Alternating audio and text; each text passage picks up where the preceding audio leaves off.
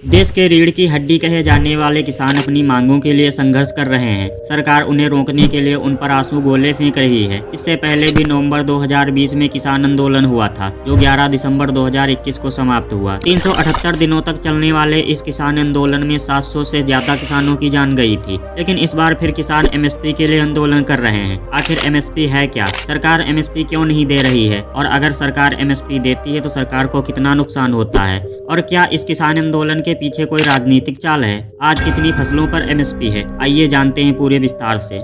MSP यानी minimum support price की कहानी 57 साल पुरानी है। 1965 में केंद्र सरकार ने कृषि लागत व मूल्य आयोग यानी CACP बनाया था, जो एमएसपी को तय करता है। सरकार ने पहली बार 1966 में किसानों से एमएसपी पे फसलें खरीदी थी।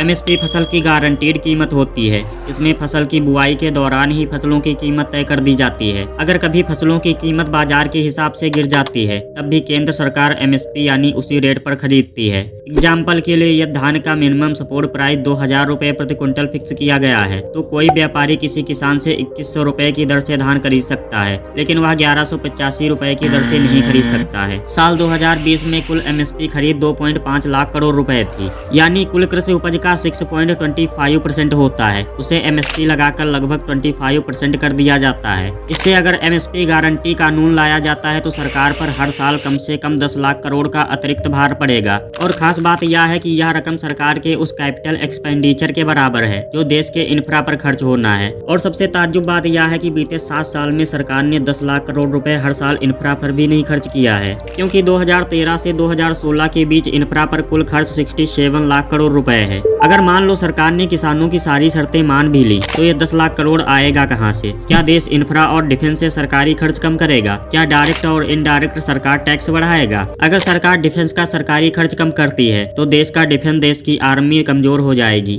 डिफेंस बजट के 3 पार्ट होते हैं: रेवेन्यू, कैपिटल एक्सपेंडिचर और पेंशन। रेवेन्यू बजट में सेना की सैलरी बांटी जाती है, जिसमें 2.82 लाख करोड़ रुपए लगते हैं। कैपिटल एक्सपेंडिचर में सेना के लिए जरूरी सामान और हथियार खरीदा जाता है, जिसका खर्च 1.62 लाख करोड़ रुपए आता है। और पेंशन में रिटायर्ड सैनिकों को पेंशन दी जाती है, जिसमें 1.41 लाख करोड़ रुपए खर्च होते हैं। अब अगर इनका खर्च कम करे तो देश की आर्मी कमजोर हो जाएगी और डिफेंस के साथ देश भी कमजोर हो जाएगा। वही अगर सरकार टैक्स बढ़ाती है तो देश में महंगाई से और बुरा हाल हो जाएगा। अभी के टाइम में मीट, चिकन, अंडा, दूध, दही, फल और सब्जियां, आटा, बेसन, नमक और चूड़ियों सहित बहुत चीजों पर टैक्स नहीं है। फिर सरकार किसानों की मांगों को पूरा करने के लिए इन पर भी टैक्स लगाएगी, जिससे महंगाई चरम पर हो जाएगी। आज के समय में सरकार लगभग 16 फसलों को एमएसपी के रेट में खरीदती है, जिसमें सरकार सिर्फ 3 साल यानी 2021 से 2023 तक 1340 लाख टन अनाज खरीद चुकी है। सरकार ने 2014 से लगातार एमएसपी को बढ़ाया है। आंकड़ों की मानिए तो 2014 में चावल 1345 रुपए प्रति क्विंटल था, वह बढ़कर 2024 में 2203 रुपए हो गया। इसी तरह ज्वार और बाजरा की एमएसपी को देखें तो 10 वर्षों में इसे दोगुना किया जा चुका है। 2013 में ज्वार हाइब्रिड की एमएसपी 1500 रुपए प्रति क्विंटल थी, जिसे 2024 में बढ़ाकर 3180 रुपए कर दिया गया। वहीं बाजरे को 1250 रुपए से बढ़ाकर 2500 रुपए कर दिया गया। ऐसे ही 2013 में रागी की एमएसपी 1500 रुपए प्रति क्विंटल थी, जिसे 2023 में बढ़ाकर 3846 रुपए कर दिया गया। इसी तरह 2014 में गेहूं की एमएसपी 1400 रुपए थी, जिसे 2023 में 2125 रुपए कर दिया गया। इतनी ज्यादा फसलों पर एमएसपी होने से सरकार का लाखों करोड़ों का नुकसान होता है। सरकार का एक साल में एमएसपी पर फसल खरीदने के लिए 2.28 लाख करोड़ का खर्च होता है। आज पूरे देश में पंजाब के किसानों को सबसे ज्यादा एमएसपी दी जाती है। धान के एमएसपी खरीद मामले में पंजाब सबसे ऊंचे स्थान पर है। ये विरोध प्रदर्शन तब किया जा रहा है जब देश में चुनाव है। ऐसे में सवाल ये भी उठ रहे हैं कि इस विरोध प्रदर्शन को आम आदमी पार्टी और कांग्रेस का मौन राजनीतिक समर्थन प्राप्त है, क्योंकि अभी जो प्रदर्शनकारी सड़क पर उतरे हैं वो केवल पंजाब के किसान हैं। इसमें हरियाणा और उत्तर प्रदेश के किसान संघ शामिल नहीं है। अभी किसानों के नेता जगजीत सिंह डल्लेवाल को यह कहते सुना गया कि प्रधानमंत्री नरेंद्र मोदी के ग्राफ को नीचे लाने के लिए यह प्रदर्शन हो रहा है। ऐसा इसलिए क्योंकि अयोध्या में राम मंदिर के उद्घाटन के बाद नरेंद्र मोदी की लोकप्रियता का ग्राफ काफी ऊपर है। वैसे आपकी इस पर क्या राय है? अपनी ओपिनियन कमेंट में जरूर लिखना और वीडियो को लाइक, शेयर और सब्सक्राइब जरूर कर देना।